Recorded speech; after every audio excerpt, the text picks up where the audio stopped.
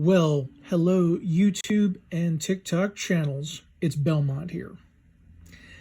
And this week is going to be regular format, as opposed to last week's video where I had to call out the toxicity that apparently still exists within the lock sport community. And this was initially going to be my video after I came back from my shopping trip. So what you see before you see a lock that says security on it. Okay. And these come from Harbor Freight, Monaco. And the price of $2 per padlock for a lock that would be considered a white belt according to Lady Locks, who apparently has not got back in touch with me by email, and her Facebook is set up to give an auto robot response. Maybe that should be worked on. So $2 a padlock, you really can't beat that price. Hell, Walmart wants to sell you their hyper tough ones for $4. So this was a bargain when I saw it. And they are, in fact, Bunker Hill brand. They did change things up. These are not as easily pickable or rakeable as previous locks might be found at Harbor Freight. So I saw a good deal and I grabbed it while the getting's good. These are, of course, yes, they're all keyed alike. These are clearly a Master Lock clone. But just take a look at the bitting. It's not bad, honestly. It's going to put up a bit of resistance.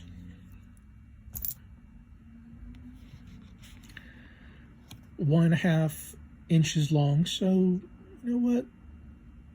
I can work with that.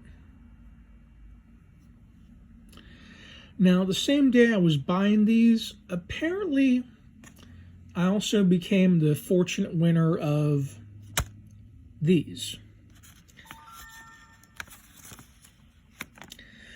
Now, obviously the picks aren't in these packs, but yeah, they're hollow.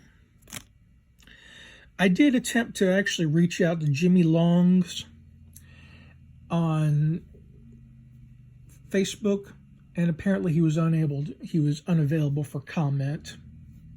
Perhaps he should work on that too, since I did basically just ask him a polite inquiry about what makes his picks so much more durable or better from that of the competition.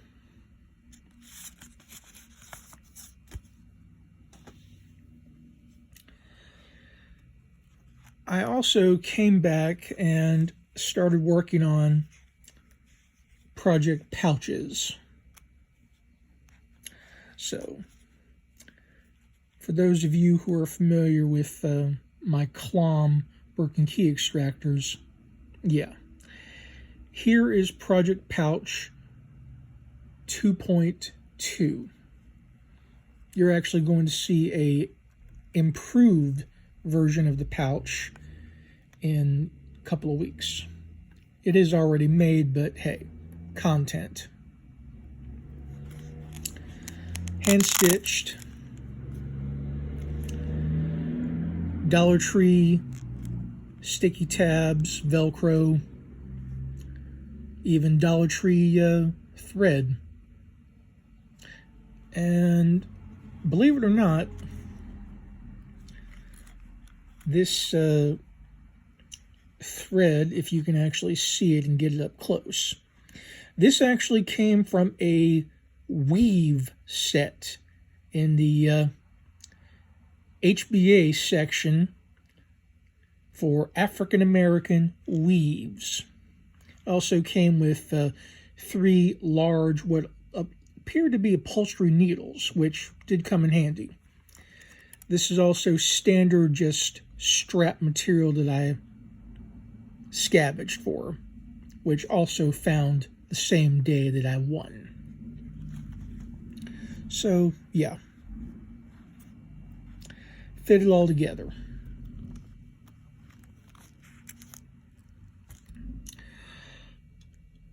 Now, while I do try and reach out to members of the community, it's a bit disparaging when you don't hear anything back. I also gained and lost people. I've gained more supporters through my TikTok, and I do thank all my followers and those who I am also following as well. Thank you. You guys are awesome. Truly. Lost a few people through YouTube. You know what? That comes and goes. As life, isn't it? You can please some of the people some of the time, but you can't please all the people all the time. I do again want to thank Lockpicker 1969 for actually doing the interview with me. That was nice, and gained a new subscriber in the process. He was given shout outs in the last video. So I'm just putting things out there. Whether you like me or you hate me, either way, you're going to stick around for what's next. So I want you to enjoy your weekend. It's going to be chilly and a little rainy here in western Pennsylvania in a bit. So I stacked my 3-pack. Work on these a little bit more too. And for those actually listening and watching in the video, in the comments, hopefully you'll actually speak up, since I am taking the time to comment on your channels. That feedback from those people are also appreciated if you're not so busy in your schedules. Of course, you shouldn't be if you're also commenting on comments on your respective channels. So that's going to do it for this week. This content will also naturally be uploaded to TikTok. And as always, this is Belmont saying, stick around.